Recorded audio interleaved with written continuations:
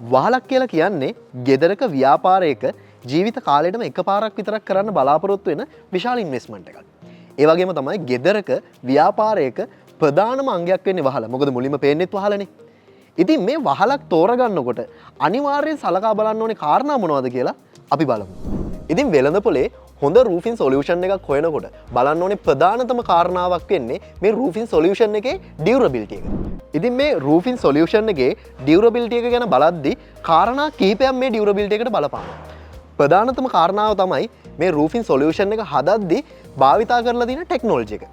මොකද අපි දන්නවා රූෆින් මාකට් එක නිරන්තරයෙන්ම වෙනස් වෙන නව තාක්ෂණික ක්‍රමවේදයන් එන මාකට් එකක්. ඉතින් මේ නව තාක්ෂණික ක්‍රමවේදයන් මේ නිෂ්පාදන ක්‍රියාවලියට අනුගත කරලා තියෙනවද නැද්ද කියන එක මත වර්තමානයට ගැලපෙන රූෆින් එකක්ද නැද්ද කියලා තීරණය වෙනවා. ඉතින් වහලක කල්පැවැත්මට බලපාන තවත් ප්‍රධානම සාධකයක් වෙන්නේ ඒ වහල කොච්චර පහසුවෙන් ෆික්ස් කරන්න පුළුවන්ද කියන හැකියාව. ඉතින් මේ ස්ටර්ලිං ස්ටීල් වහලක් ගත්තොත් එහෙම ඒ වහල යූස් කරන කොන්ට්‍රැක්ටර්ස්ලා ඊට පස්සේ බිල්ඩර්ස්ලා හැමතිස්සෙම අපිට කියන ප්‍රධානම කාරණාවක් තියෙනවා. ඒ තමයි කොච්චර පහසුවෙන් මේ ස්ටර්ලිං ස්ටීල් රූෆින් ෂීට් ෆික්ස් කරන්න පුළුවන්ද කියන කාරණාව. මේ විදිහට ස්ටර්ලිං ස්ටීල් රූෆින් සොලියුෂන් යූස් කරන තරමට වහල ෆික්ස් කරගන්න ලේසි වෙනවා. වහල ෆික්ස් කරගන්න ලේසි වෙන තරමට වහලේ තියෙන ඩැමේජ් අඩු වෙනවා. ඩැමේජ් අඩු වෙනවා කියලා කියන්නේ වහලේ තියෙන කල් පැවැත්ම වැඩි වෙනවා. රූෆින් සොලියුෂන් එකක් තෝරගනිද්දී කල් පැවැත්ම වගේම බැලිය යුතු තවත් ප්‍රධාන සාධකයක් වෙන්නේ කලර් ප්‍රොෆයිල් එක. වර්තමාන වෙළඳපොලේ රූෆින් සොලියුෂන් සඳහා විවිධ වර්ණයන්ගෙන් කලර්ස් තියෙනවා.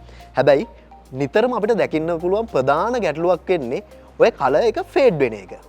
හැබැයි ස්ටර්ලිං ස්ටීල් විදිහට අපි අපේ කලර් ප්‍රොෆයිල්ස් වලට අවුරුදු 10ක් දක්වා වූ දීර්ඝ වගකීමක් ලබා දෙනවා.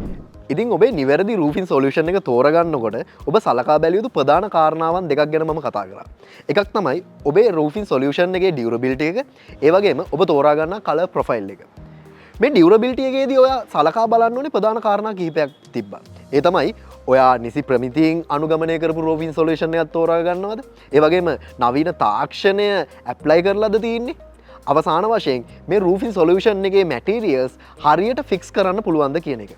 ඉතින් මෙන්න මේ විදිහට නිවැරදි රූෆින් සොලියුෂන් එකක් තෝරගත්තා නම් ඔයාට පසුතැවෙන්න විදියක් නැහැ. ඉතින් මෙන්න මේ විදිහට නිවැරදි රූෆින් සොලියුෂන් එක තෝරගත්තම ඔයාට බය වෙන්න දෙයක් නැහැ. ඉතින් ඒ සඳහා හොඳම සොලියුෂන් එක විදිහට ස්ටර්ලිං ස්ටීල් රූෆින් සොලියුෂන් එක හඳුන්වා දෙන්න පුළුවන්.